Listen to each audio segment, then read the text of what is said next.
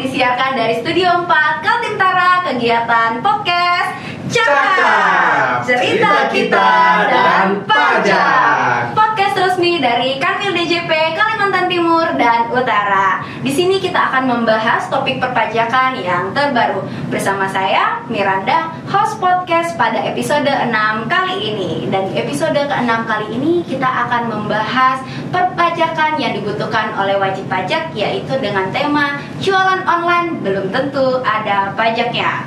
Nah, kali ini saya nggak sendirian nih, karena sudah ada hadir bersama saya narasumber yang keren-keren yang bakal menemani saya, yaitu Pak Dodi dengan Mas Genda, yaitu penyuluh dari Kanwil DJP Kaltim Tara. Apa kabarnya Pak Dodi dan Mas Genda? Baik, sehat dan semangat ya. Sekali bisa kembali menyapa kawan pajak. Keren. Oke, langsung saja kawan pajak, tanpa berlama-lama lagi kita akan membahas tentang jualan online belum tentu ada pajaknya. Baik, kita langsung ke pertanyaan yang pertama. Tata cara konsep pemungutannya marketplace ini sebenarnya gimana gitu? Dan apakah jenis pajaknya sama atau berbeda dari yang biasanya atau bagaimana nih? Boleh mungkin Pak Dodi? Ya, kayak begini ya. Sebenarnya seperti kita ketahui bersama atau kita familiar ya. Sebenarnya kan UMKM ya sebelumnya tentunya familiar dengan tarif itu sesuai dengan aturan di PP 55 tahun 2022 itu dengan tarif 0,5%.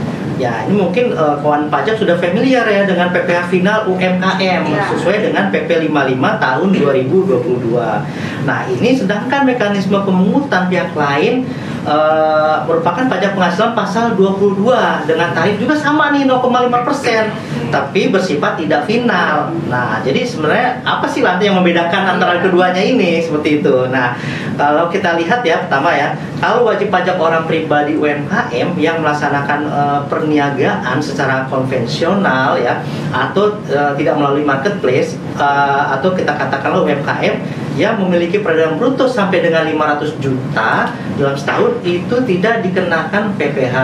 Nah, ini kalau UMKM yang konvensional. Selanjutnya bagaimana WP orang pribadi dengan omset di atas 500 juta sampai dengan 4,8 miliar dalam setahun. Nah, ini wajib pajak harus menyetorkan PPh finalnya dengan tarif 0,5%. Ini masih aturannya PP 55 ya. PP 55 setiap bulan mencapai 500 juta rupiah.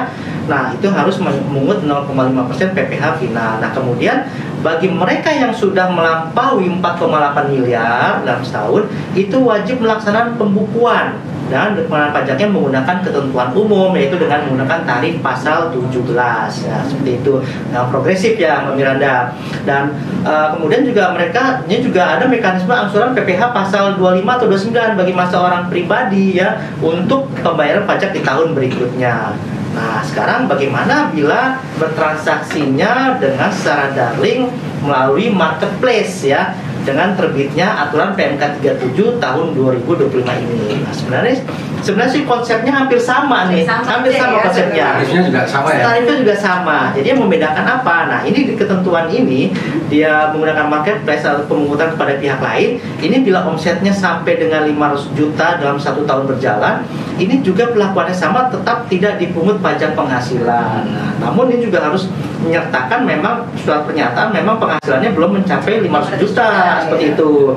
Nah, kemudian sementara dalam omsetnya 500 juta sampai dengan 4,8 miliar dalam tahun berjalan akan dipungut PPh final pasal 2 bukan PPh final nih, PPh pasal 22 tarif 0,5% tidak final seperti itu. Nah, ini yang membedakan nih, yang tadi final, ini tidak final. Nah, kemudian bagaimana kalau di atas 4,8 miliar dalam setahun ya kan?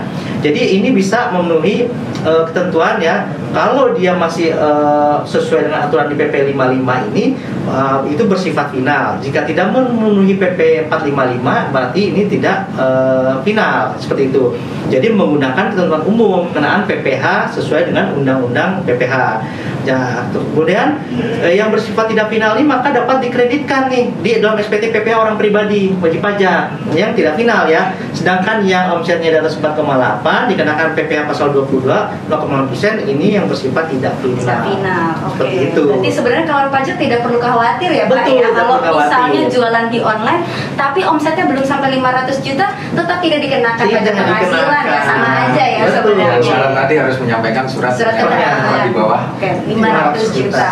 Oke, seperti itu ya kawan pajak ya. Jadi kalau kawan pajak masih omsetnya di bawah 500 juta, tenang saja, tidak dikenakan pajak penghasilan asalkan menyertakan surat keterangan bahwa omset di bawah 500 juta. Dan juga kalau misalnya kawan pajak nih mau ingin dipungut PPh pasal 22 secara final, maka harus memenuhi ketentuan bahwa penghasilan bruto tertentu maupun status kawan pajak sendiri juga harus diperhatikan ya Pak ya, untuk dapat memanfaatkan PPh final sesuai PP 55. Dan ini Mbak Miranda, tahun 2000. jangan khawatir nih para konsumen atau pembeli ini, tidak perlu khawatir.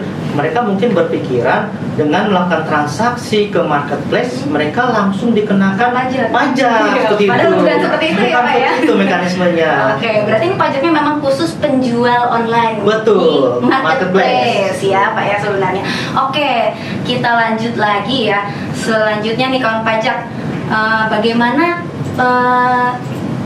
penerbitan surat keterangan PP 55 tahun 2022 gitu ya Pak ya. Gimana penerbitannya nih Pak terkait surat keterangan Ya. PP 55 tahun 2022? Ya, jadi begini ya Mbak Miranda, sebenarnya dengan wajib pajak pribadi yang omsetnya masih di bawah 500 juta ini kan tadi dibebaskan dari pungutan PPh ya. Dengan tadi sudah disampaikan dengan menyampaikan surat pernyataan bahwa omsetnya itu dalam setahun belum mencapai 500 juta sampai dengan 500 juta ya, sampai dengan 500 juta. Nah, kemudian ketentuan mengenai kewajiban penyampaian informasi ini mungkin bisa kita jelaskan nih, bahwa ketentuan bagi UMKM konvensional yang tidak berniaga secara online tetap mengacu ke PP 55 tahun 2022. Jadi yang bagi para pedagang yang masih UMKM secara konvensional offline ya, ini tetap mengacunya ke PP 55 tahun 2022, sehingga wajib pajak menyetor mandiri jika omsetnya telah melebihi 500 juta. Nah, bagi pedagang online akan dipungut oleh marketplace. Nah, kalau yang tadi secara offline ya, UMKM yang berdagang di toko-toko katakan seperti itu menyetor sendiri. Sedangkan yang melalui online marketplace, surat keterangan itu dan yang memotong adalah pihak lain, yaitu dalam hal ini adalah si marketplace-nya itu seperti itu. Nah, dengan demikian ini tercipta playing field yang seperti tadi katakan Pak Genda nih, yang setara dan adil bagi para UMKM di ekosistem konvensional maupun secara online seperti itu. Jadi memang ini untuk meningkatkan kepatuhan, penyetoran dan kemudahan khususnya bagi si online seller itu sendiri. Oke, iya. Saya sepakat sih, sebenarnya harapannya sih UMKM ini tetap naik kelas dengan juga memperhatikan kepatuhan perpajakannya gitu ya Mas Genda dan Pak Dodi. Oke, sekarang sebelum kita menjabarkan mekanisme pemungutan tadi orang pribadi ya. Nah, sekarang kalau wajib pajak badan bagaimana sih? Boleh mungkin Mas Genda. Oke, baik. Jadi kalau pada dasarnya untuk wajib pajak badan kita tahu berbeda nih dengan OP. Kalau di OP tadi kan ada threshold 500 juta. Ada batasan 500 juta gitu ya Mas. Tapi kalau di wajib pajak badan ini itu tidak ada threshold 500 juta itu. Ya, artinya apa? Berapapun penghasilan yang diterima atau diperoleh tetap diwajibkan untuk menyetorkan PPh-nya. Ya. Hanya thresholdnya adalah pada 4,8 miliarnya itu. Nah, untuk menentukan bagaimana konsep dan tarif pemungutannya. Nah, sekarang bedanya apa sih dulu dengan sekarang antara konvensional maupun online? Jadi begini, sebelumnya tadi kita tahu sesuai dengan PP 55 2022 baik WP badan yang bertransaksi secara offline maupun online atas penghasilannya yang sampai dengan 4,8 miliar, artinya dia memenuhi kriteria sebagai WP PP 55, itu akan dikenakan PPh final dengan tarif 0,5% dan itu wajib disetorkan sendiri ya, tanpa threshold 500 sudah. Nah, sedangkan jika omsetnya sudah lebih dari 4,8 maka dikenakan PPh dengan ketentuan berdasarkan pasal 31E ya Undang-Undang PPh tarifnya 22% dengan ada pengurangan 50% tentunya. Nah, selain itu wajib pajak badan juga wajib melaksanakan pembukuan dengan dasar untuk pengenaan PPh-nya itu. Nah, kemudian bahkan kalau sudah mencapai omset 4,8 maka seharusnya juga wajib untuk digabungkan sebagai pengusaha kena pajak ya untuk memungut PPN. Nah, sekarang itu yang dulu. Nah, sekarang diskusinya sekarang bagaimana sih dengan rilisnya PMK 37 ini ya, yang menunjuk pihak lain dalam hal ini tadi disebutkan marketplace ya sebagai pemungut. Nah, untuk WP badan yang masih konvensional dengan omset 4,8 tentu masih menyetorkan sendiri tadi ya. Sedangkan untuk WP badan yang berniaga secara online pada platform marketplace nanti akan dibantu penyetoran PPh-nya oleh marketplace melalui mekanismenya apa? Mekanismenya adalah pemungutan tadi. Nah, tarif pemungutannya pun sama 0,5%. Nah, sifatnya ini bisa final atau tidak final. Kalau dia memenuhi kriteria kita sebut WPPP, kalau dulu PP23 dan sekarang kita memenuhi kriteria PP 55 2022 maka itu final. Tapi apabila di luar kriteria PP 55, di luar ini bisa karena omsetnya di atas 4,8 atau ada juga yang omsetnya di bawah 4,8 tapi memilih menggunakan tarif umum, dia tidak mau final nih. Nah, maka kalau yang di luar itu sifatnya menjadi tidak final. Artinya apa? Dia bisa mengkreditkan pemotongan yang telah dilakukan itu pada SPT tahunan. Oke, berarti sebenarnya memang semuanya ini memudahkan untuk baik wajib pajak OP maupun badan juga ya, Mas Genda ya. Dan ini juga tidak menghilangkan kesempatan wajib pajak badan ini untuk mengkreditkan PPh-nya juga ya, punya pilihan lah ya. Baik, kalau gitu buat kita nge-refresh kawan pajak lagi nih Mas Genda. Nah, wajib pajak badan yang memiliki peredaran bruto tertentu yang dikenai pajak penghasilan bersifat final sesuai PP 55 tahun 2022 itu apa saja? Baik, ya ini untuk merefresh saja ya, bahwa yang masuk kriteria menjadi PP 55 itu adalah wajib pajak dalam negeri, kemudian dia mempunyai peredaran bruto tertentu yang dikenai PPh final. Itu berusaha WP badan berbentuk koperasi, kemudian firma, persekutuan komanditer, PT atau badan usaha milik desa atau badan usaha milik desa bersama atau ada perseroan perorangan ya yang didirikan oleh satu orang. Tapi kecuali misal wajib pajak badan ini bentuknya firma yang dibentuk oleh beberapa orang pribadi yang memiliki keahlian khusus yang menyerahkan jasa yang sejenis ya dengan jasa yang sehubungan dengan pekerjaan bebas. Seperti itu. Jadi masih sama lah aturannya. Sama ya. Wah, ini pembahasan kita pada hari ini cukup hot ya Mas Genda dan Pak Dodi ya. Karena saya juga baca-baca wah di sosial media memang lagi ramai sekali katanya wah pajak baru dipajakin lagi. Padahal ya sebenarnya pajak ini sudah ada, hanya saja baru diatur lagi di PMK 37 tahun 2025. Boleh mungkin kita minum dulu. Silakan Mas Genda, Pak Dodi. Tadi penjelasannya panjang soalnya ya. Nanti setelah ini pasti akan banyak pertanyaan nih mungkin dari kawan pajak. Nah, buat kawan pajak yang ingin bertanya nanti langsung saja ditulis di kolom komentar ya. Nanti disertakan pertanyaannya apa, nanti sudah ada narasumber kita yang siap menjawab. Oke, kita sudah refresh lagi. Oke, kita lanjutkan ya Pak Dodi dan Mas Genda. Nah, pertanyaan selanjutnya nih mungkin saya ke Pak Dodi lagi ya. Tadi kita sudah memperoleh informasi mengenai pihak yang dipungut yaitu pedagang dalam negeri ya. Nah, selanjutnya boleh nggak Pak dijelaskan kira-kira pihak lain yang ditunjuk untuk memungut PPh pasal 22 tersebut ini kriterianya gimana? Oke, baik. Nah, jadi sesuai dengan ketentuan yang ada di PMK 37 tahun 2025 ini memang ada pihak lain yang sudah ditunjuk oleh pemerintah. Tadi sudah dikatakan di awal itu untuk saat ini ya, untuk saat ini itu ada 4 yang tadi sudah katakan ya, toko hijau, toko oranye, toko malah gitu. Nah, itu 4 toko biru ya. Jadi 4 yang sudah ditunjuknya. Jadi seperti itu kan pajak. Jadi memang pemerintah dalam hal ini menteri sebagai pemungut pajak penghasilan untuk melakukan pemungutan penyetoran. Jadi pihak lain ini ditunjuk oleh menteri sebagai pemungut pajak penghasilan, pemungutan, penyetoran dan juga pelaporan atas penghasilan diterima oleh pedagang dalam negeri dengan mekanisme perdagangan melalui sistem elektronik yang merupakan penyelenggara dari PMS itu sendiri yang bertempat tinggal atau berkedudukan di dalam wilayah negara Republik Indonesia seperti itu. Jadi emang yang ditunjuk seperti itu dan kriterianya itu apa aja nih tentunya nih. Ya, jadi penyelenggara perdagangan melalui sistem PMS ini yaitu satu, mereka harus menggunakan rekening yang kita sebut escrow account. Escrow account itu apa sih, ya kan? Ini sebenarnya rekening sebagai rekening penampung ya di bank. Jadi mereka ini akan selesai, rekening ini akan masuk ke pihak marketplace apabila transaksi antara kedua belah pihak ini telah selesai.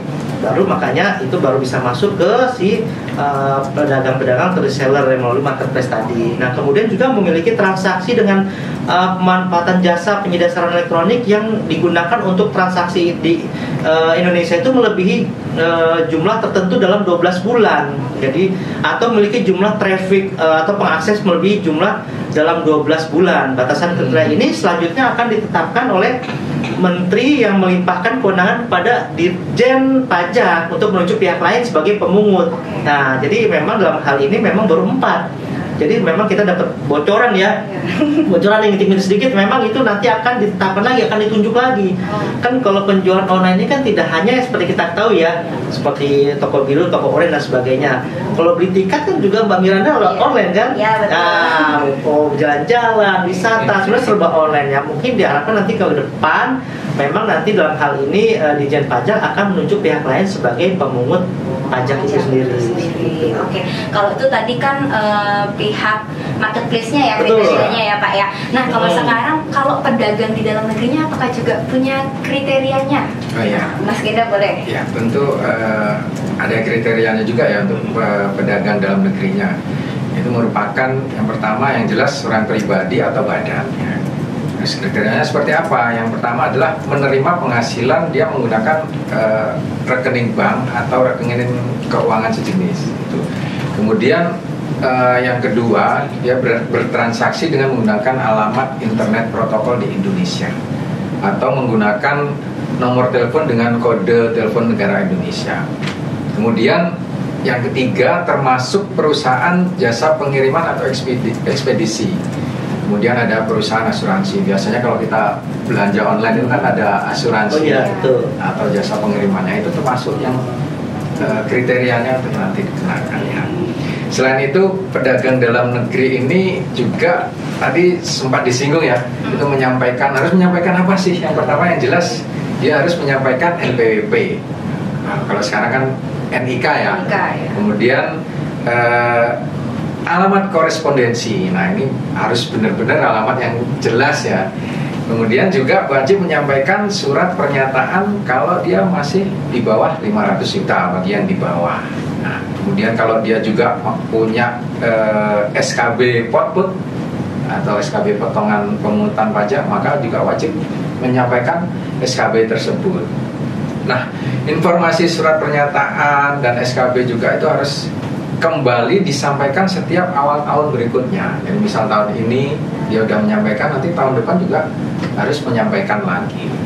Sedangkan perlakuannya juga sama tadi, kalau yang di bawah 500 menyampaikan itu. Kalau yang di atas 500 gimana? Yang di atas 500 juga harus menyampaikan surat pernyataan bahwa dia di atas 500 gitu. Dan surat pernyataan itu kalau misal dalam bulan berjalan ya, dia tiba-tiba omsetnya udah di atas 500 nih, nah itu paling lambat akhir bulan pada saat peredaran bruto itu sudah harus disampaikan. Terus tata cara penyampaian informasinya bagaimana? Nah itu diserahkan pada marketplace-nya, asalkan format-format lampirannya itu menggunakan format yang ada di PMK 37 gitu sih. Nah, terima kasih Mas Genda nih penjelasannya. Nah, selanjutnya nih saya tertarik nih gimana membahas lebih lanjut gimana besaran pungutan PPh pasal 22 yang sebesar 0,5% tadi dari peredaran bruto yang diterima atau diperoleh pedagang dalam negeri. Nah, mungkin Pak Dodi bisa dijabarkan mungkin terkait detail pungutannya dan kapan sih kita sebagai penjual ini terutang PPh 22,5% ini? Oke, baik. Jadi kan kalau tadi setelah disinggung ya, kalau tadi kita garis bawahin lagi, kalau omsetnya dalam setahun itu kurang dari 500 juta kan itu tentunya tidak dipungut oleh si marketplace-nya tersebut ya kan. Nah, jadi kawan pajak, besar pungutan pajak penghasilan pasal 22 yang besar 0,5% itu ya, dihitung dari peredaran bruto yang diterima oleh pedagang dalam negeri yang tercantum di dalam tagihan. Kan kalau Mbak Miranda atau kawan pajak membeli nih, katakan di toko hijau, pada saat kita membeli di marketplace tersebut, kan suka ada tuh kayak invoice atau apa ya kan, yang seperti ini. Nah, hal ini adalah ini tidak termasuk PPN ya, atau pajak penjual atas barang mewah. Adapun juga saat terutang pada saat pembayaran diterima oleh pihak lain. Nah, tadi kan sudah dikatakan menggunakan escrow account ya. Jadi kalau transaksi kedua belah pihak ini sudah selesai, maka itu akan diterima oleh pihak lain pembayarannya, betul. Dan juga PPh pasal 22 ini dapat diperhitungkan sebagai pembayaran pajak penghasilan dalam tahun berjalan bagi pedagang dalam negeri.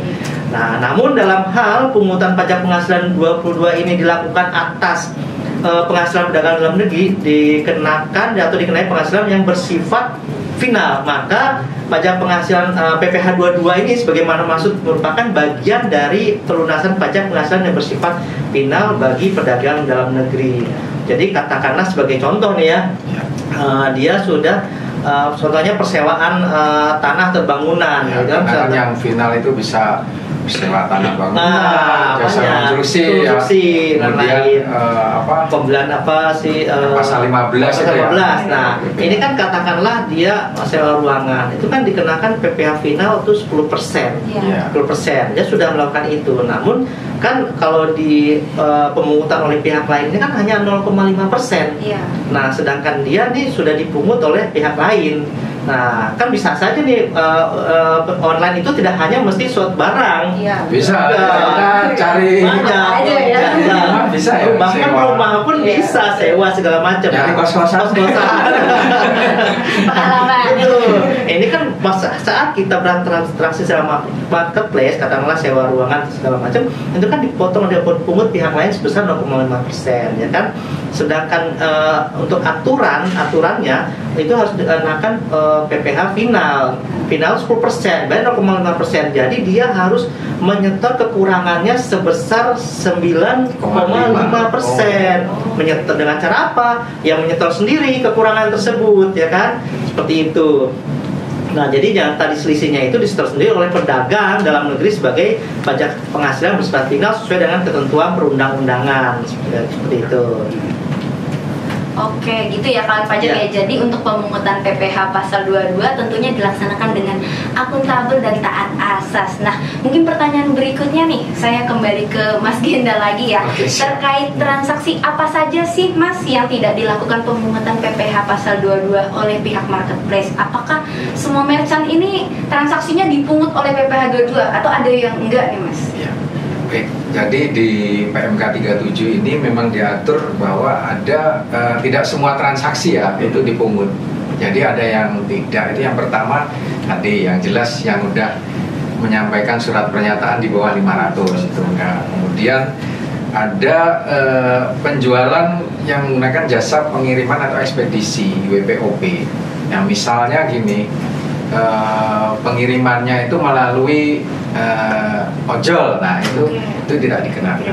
Kemudian penjualan barang jasa oleh pedagang dalam negeri yang menyampaikan informasi SKB, kalau dia punya SKB, ya maka tidak dilakukan pemotongan. Kemudian ada penjualan pulsa dan kartu perdana, kemudian penjualan emas perhiasan, emas batangan, ataupun perhiasan batu permata itu juga tidak dikenakan. Kemudian ada satu lagi pengalian hak atas tanah dan bangunan.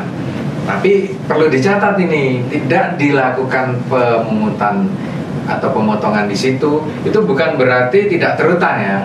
Atas penghasilan-penghasilan yang tidak dilakukan pemungutan itu tetap terutang PPh sesuai dengan aturannya masing-masing ya. Jadi seperti emas itu kan ada aturannya sendiri ya, tetap dilakukan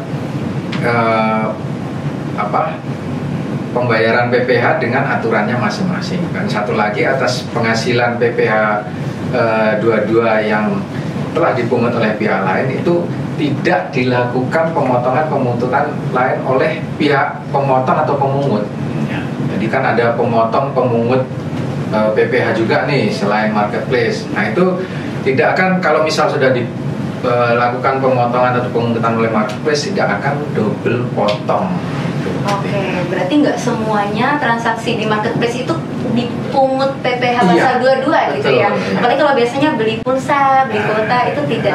Ini Mas Genda, tadi kan kalau ojol tuh nggak dipungut ya. Iya. Nah kalau seandainya kan kalau kita melakukan transaksi nih Mbak Miranda kan kalau kita di marketplace atau beli sesuatu di toko yang tadi itu kan biasanya di invoice atau surat tagihan itu kan ada mau pakai asuransi nggak?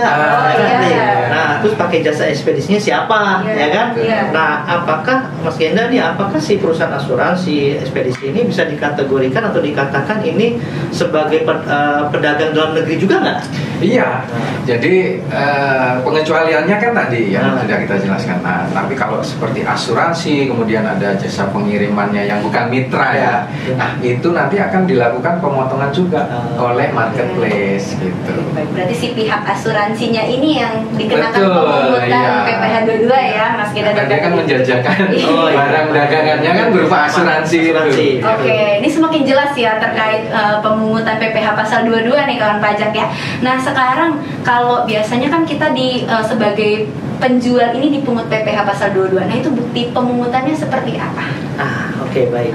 Nah ini kan tadi juga dikatakan memang kalau pada saat kita membeli konsumen itu buktinya jelas tadi seperti ada invoice. invoice.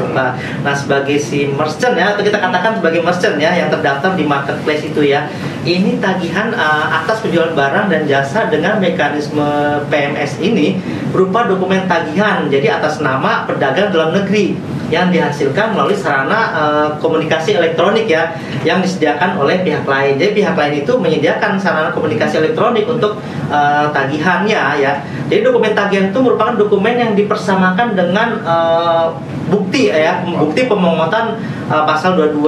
Kalau istilahnya kan orang bilang bukti potong, kok apakah menerbitkan bukti potong juga seperti itu. Nah, dalam hal ini tagihan itu bisa dipersamakan, dokumen tagihan itu bisa dipersamakan seperti bukti potong.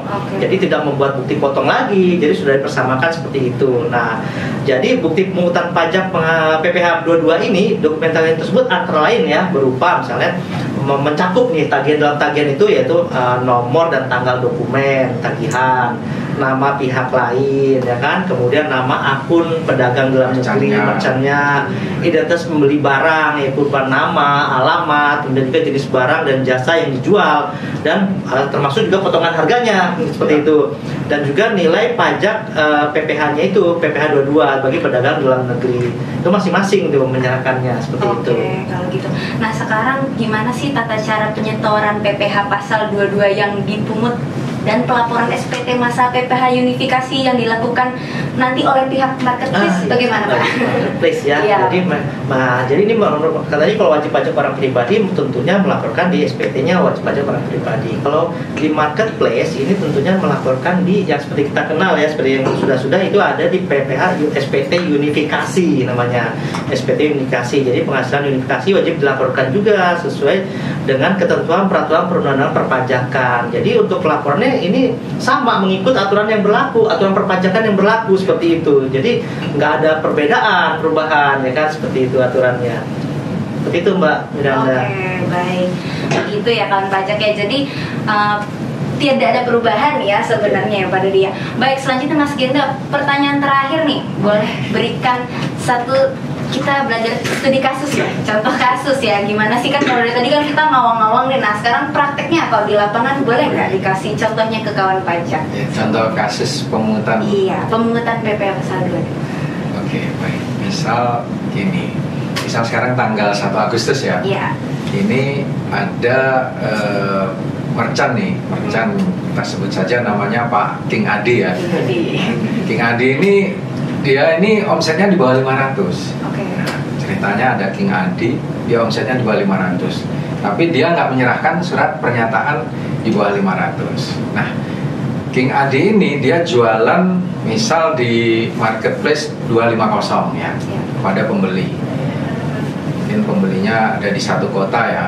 Kemudian dia menjual tas misalnya harganya 600.000. Nah, itu informasi pertama. Kemudian pengiriman tas tadi, nah ini biar ada contoh nih aja ya. Pengirimannya ini dia menggunakan ojol ya bilang. Mitra perusahaan aplikasi berbasis teknologi lah ya. Nah ini harga biaya pengirimannya tadi kan harga atasnya 600, biaya pengiriman lewat ojol 50.000. Kemudian kita tambah lagi ya, pembeli dia ada asuransinya nih. Nah, asuransinya PTX gitu ya. Asuransi PTX biayanya 10.000. Nah, maka gimana nih pemungutan pasal PPh pasal 22 oleh Marketplace 250 tadi di bulan Agustus ini? Yang pertama, Marketplace 250 itu harus melakukan pemungutan PPh 22 kepada King Adi. Kenapa? Karena King Adi tadi kan meskipun omsetnya di bawah 500, dia tidak menyerahkan surat pernyataan omset di bawah 500. Omset di bawah 500. Maka King Adi dipungut 0,5% kali 600.000. Nah, hitungannya berarti 0,5 kali 600 3.000 ya. Nah, kemudian terkait dengan jasa pengiriman yang mitra tadi, maka tidak dilakukan pemungutan PPh pasal 22. Nah, kemudian terkait dengan asuransi, maka Marketplace 250 ini juga memungut PPh 22 ke PTX tadi ya, sebesar 0,5% kali tadi berapa ya? 10.000 ya. Nah, itu 50. Nah, kemudian Marketplace seperti yang dijelaskan Mas Dodi tadi itu harus menerbitkan dokumen tagihan yang merupakan dokumen yang dipersamakan dengan bukti pemungutan PPh pasal 22. Rinciannya ya tadi PPh pasal 22 ke King Adi 3.000, kemudian PPh pasal 22 ke ojolnya tadi 0, kemudian PPh pasal 22 ke PTX 50.000. Kurang lebih seperti itu sih. Gimana kan pajak nggak bisa mengikuti atau jajan di rumah? Masalah itu kan ya. Oke, seperti itu ya kawan pajak ya. Jadi contoh kasusnya adalah kalau seandainya tadi si King Adi ini membuat surat pernyataan omset di bawah 500 juta, maka tidak akan dikenakan PPh pasal 22. Tapi tadi King Adi tidak membuat surat pernyataan, surat keterangan itu ya, Mas Genda ya. Jadinya tetap dikenakan PPh pasal 22,5%. Kemudian tadi ojolnya nggak kena karena dia mitra, ya, mitra dengan si Marketplace ya Mas Genda ya.